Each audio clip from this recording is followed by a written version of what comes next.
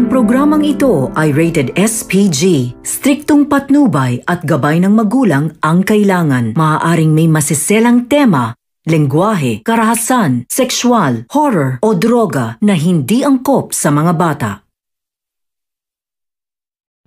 Balisa at kabado na itong si David, kanyang nararamdaman na bilang na ang kanyang mga oras at araw sa kanyang pagpapanggap bilang tanggol.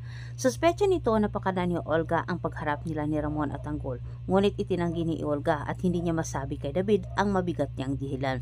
Samantala inutusan naman ni David itong si Olga na kailangan na niyang itumba itong si tanggol. Ngunit pinoprotektahan ni Olga itong si Tanggol sapagkat si Bubbles ay nakadikit kay Tanggol. Bagkus gagawin umano niya ang lahat para hindi umano mahanap ni Ramon itong si Tanggol.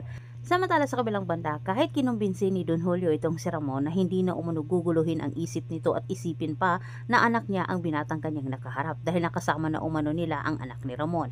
Pero dipinsa naman ni Ramon, hindi umano mapaliwanag ng maayos ang kanyang nararamdaman dahil nakaramdam umano siya ng lukso ng dugo sa binata, hindi umano katulad sa piking Tanggol na kanilang nakasama. Wala umano siyang nararamdaman ng lukso ng dugo. Inamin naman ni Ramon na siya ay nagdududa na umano sa pagkatao ng kanyang kinilalang anak ngayon na si Jesus.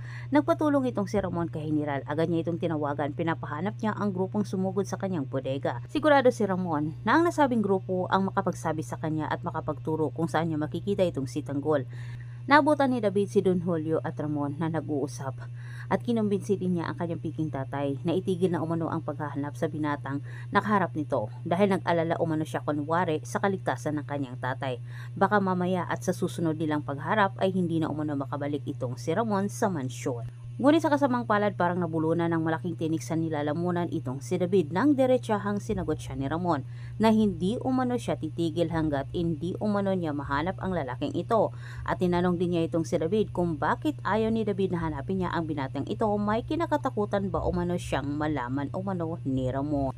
Samantala sa kabilang banda, nag-alala na ng sobra sila Primo, Amanda, Berting at iba pang mga kasamahan nito dahil sa nangyaring gulo. Sigurado ang mga ito na sila ang hahantingin ni Ramon nang dahil sa kapalpakang ginawa ni Tanggol at delikado na umano ang kanilang kaligtasang lahat.